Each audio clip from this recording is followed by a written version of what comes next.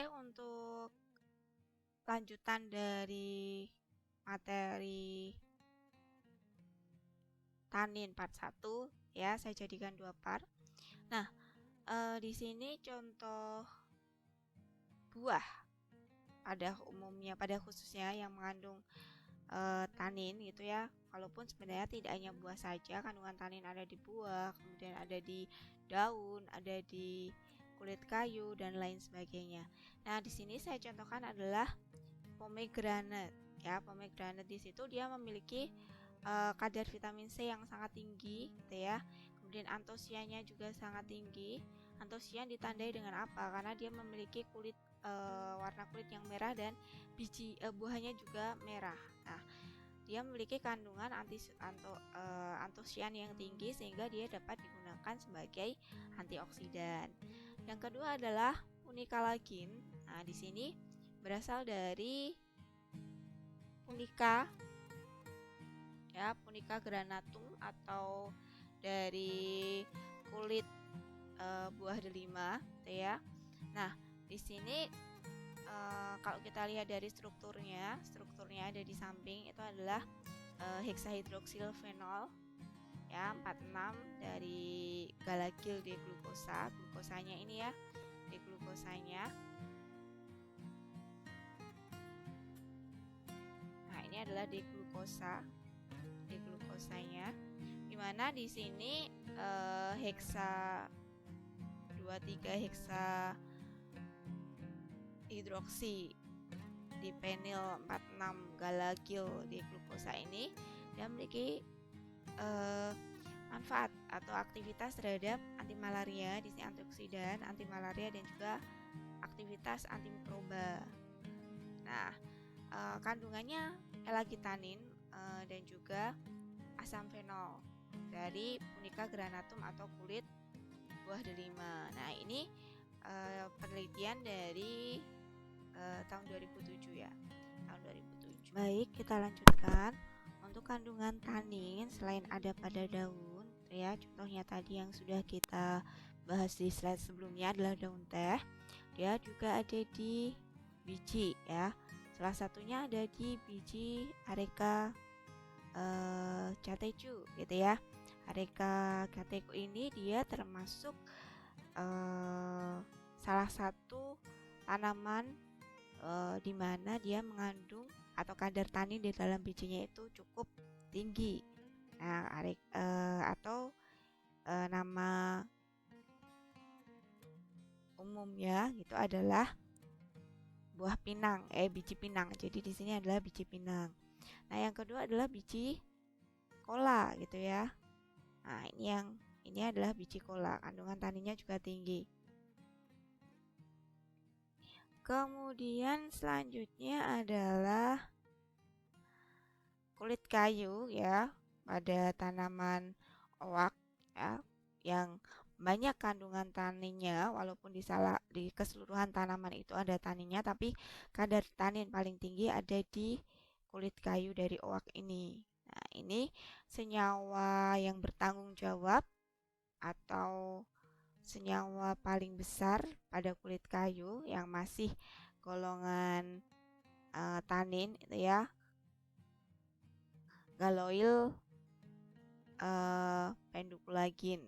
Nah, kemudian ada pohon chestnut ya, pohon chestnut atau castanea.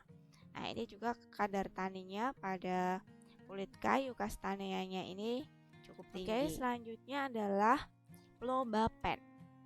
Nah, struktur dari plobapen itu memang di beberapa penelitian sebelumnya itu belum dikemukakan struktur dari plobapen ini karena memang kompleks dan kurang dipahami masuk klasifikasi apa, walaupun dia turunan polifenol gitu ya. Nah, dugaannya plobapen ini merupakan polimer dari flavan 4-ol. Ini adalah flavan 4-ol alkoholnya di sini. Oke. Kita lanjutkan manfaat fenol untuk antibakteri dan anti insekta. tadi sudah dikemukakan sebenarnya manfaat dari fenol itu banyak sekali ya, tapi memang beberapa penelitian itu sering menggunakan atau mengambil aktivitas dari fenol ini yang digunakan atau diuji itu adalah antibakteri dan juga antiinfeksi. Nah, beberapa adalah chlorogenic acid, itu dia memiliki sifat antibakteri terhadap cacing ya, Streptomyces cabies pada kentang, pada tanaman potato ya. Kemudian floritsin, nah ini tanaman apel. Kemarin kita sudah mengenal floritsin, floretin, itu memang ada pada tanaman apel dan masuknya ke dalam senyawa fenol. Kemudian cyanogenic glycoside, antitoksik pada tanaman sorghum. Kemudian tuliposid A dan tuliposid B itu menghambat jamur fusarium dan juga Botrytis tulipae pada berbagai tanaman. Kemudian protocatechu acid mencegah jamur Colerotrichum cirsinan pada tanaman bawang. Nah, lignin ya ini pada kayu gitu ya sebagai anti serangga. Nah, kita akan belajar bersama-sama bagaimana sih untuk mengidentifikasi senyawa fenolik gitu ya. Jadi yang pertama dengan reaksi besi klorida. Reaksi besi klorida. Caranya bagaimana mereaksikannya? Jadi kita tambahkan pada serbuk dari sampelnya yang sudah diekstraksi kemudian disaring. Kita tambahkan larutan FeCl3, kemudian ini 5 mg zat yang akan diidentifikasi apa, kalau dia dalam bentuk serbuk ya 5 mg serbuk. Kemudian kita tambah 1 ml air dinetralkan dengan NaCO3. Nah, ini dipanaskan di penangas air sampai terbentuk warna merah atau ungu.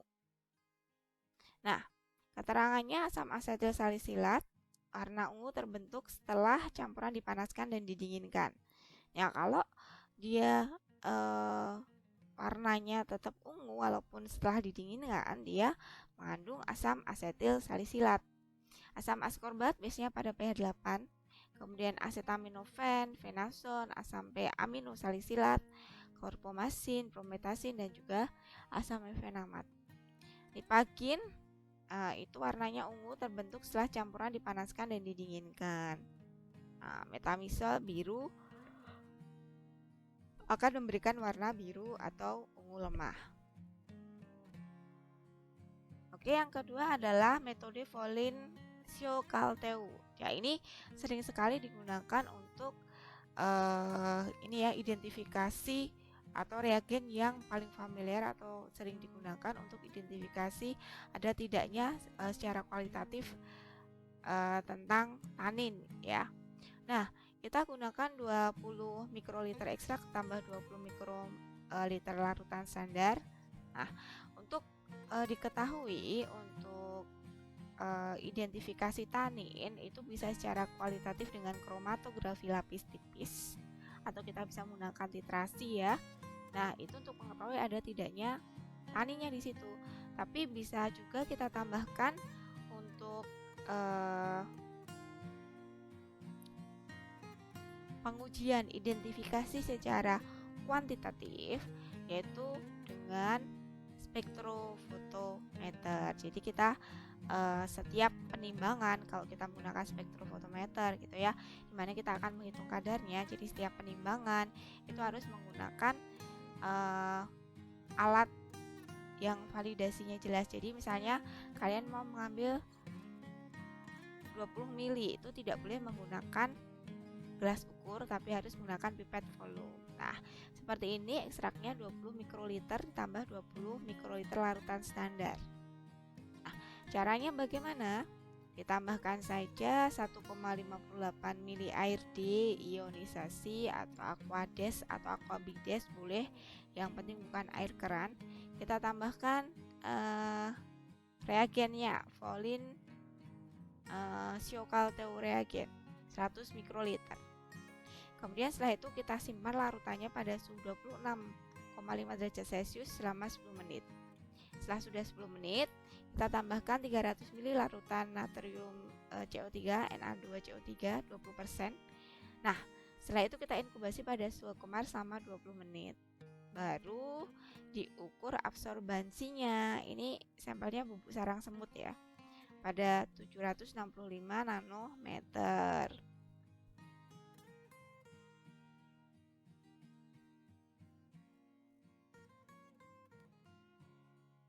Oke, yang kedua adalah kita bisa menggunakan reaksi Diazo. Nah, dengan reaksi ini fenol bisa memberikan warna merah, tetapi kalau setelah diberi amil alkohol maka akan menjadi jernih. Jadi reaksi Diazo juga ada kandungan reagen amil alkoholnya untuk mengetes apakah warna yang ditimbulkan dari reaksi tersebut. Kemudian ketiga adalah reaksi Marquis. Nah, ini dilakukan dalam plat tetes ya. Plat tetes itu ada ininya, ada lubang-lubangnya di dalam plat gitu ya. Di laboratorium warnanya putih biasanya. Nah, kalau dilakukan dalam plat tetes maka akan terbentuk cincin dengan warna tertentu. Bisa merah, bisa coklat, jingga, ungu, hijau tergantung dari jenis senyawa fenolnya.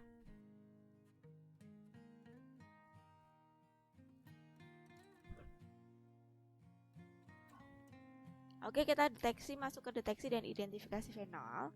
Nah, itu kita bisa menggunakan identifikasi yang paling sederhana, yaitu dengan kromatografi lapis tipis. Jadi, kromatografi lapis tipis itu prinsipnya adalah dia memisahkan senyawa, golongan senyawa dari senyawanya, dari ekstrak. Katakanlah kita mau melihat golongan senyawa apa saja ada di situ dengan cara partisi dan absorpsi. Nah, partisinya bagaimana Bu? Penyerapan dan partisi ya. Nah, absorpsinya saat kita totalkan ekstrak atau suatu sampel ke dalam lempeng silika GF. Ya. Nah, di situ senyawa yang tidak akan terbawa oleh fase gerak. Jadi setelah kita totalkan, kita masukkan chamber yang di situ sudah ada fase geraknya, di mana penentuan fase gerak itu, fase geraknya apa Bu? BAW katakanlah.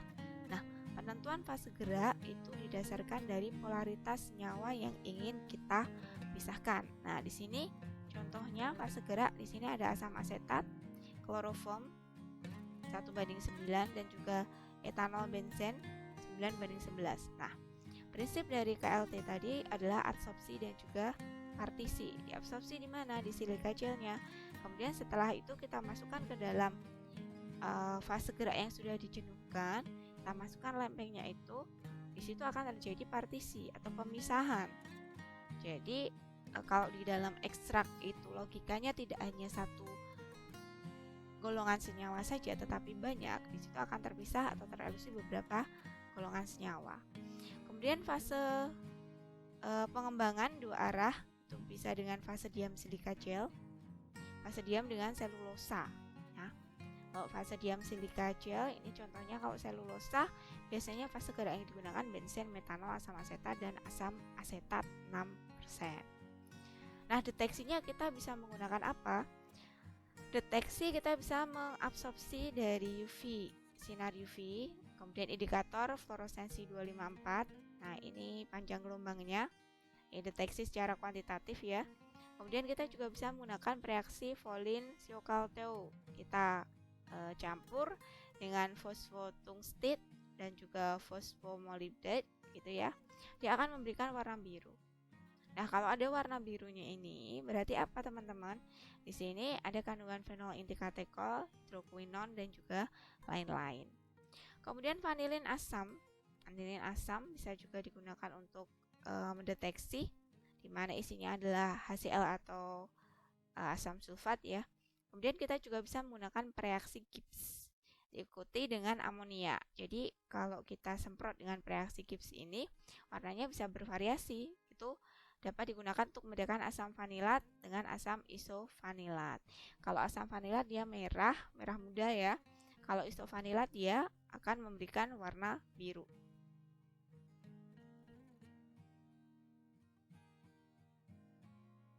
Nah, di sini warna biru,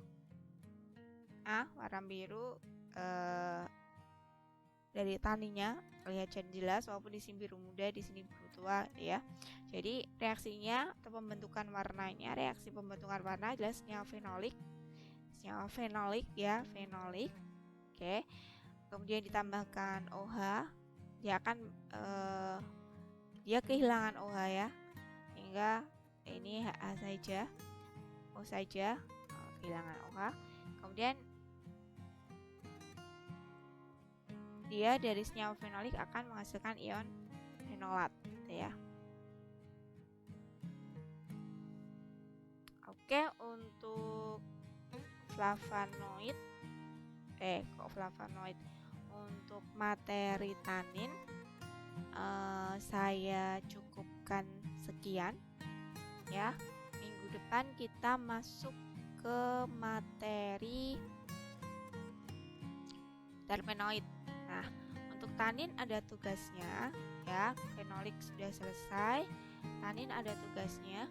Silahkan Anda buat